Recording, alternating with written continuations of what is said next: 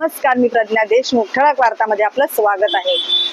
झपाट्याने वाढणाऱ्या बदलापूरमधील लोकसंख्येला लक्षात घेता आणि येथील ट्रॅफिक लक्षात घेता मुख्याधिकारी मारुती गायकवाड यांनी आपल्या बदलापूरमध्ये सिग्नल यंत्रणा बसवली आहे. अनेक चौकांची पाहणी करून त्यांनी बदलापूरमध्ये सिग्नल यंत्रणा बसवण्याचा निर्णय घेतला. वाहतूक नियमांचे करावे लागणार पालन अथवा बदलापूरकरांना बसणार दंड. झपाट्याने वाढणारी बदलापूरची लोकसंख्या व त्याचप्रमाणे वाढणारी वाहतूक कोंडी यावर नियंत्रण मिळवण्यासाठी मुख्याधिकारी मारुती गायकवाड यांनी बदलापूर पश्चिम येथे सिग्नल यंत्रणा बसवली आहे.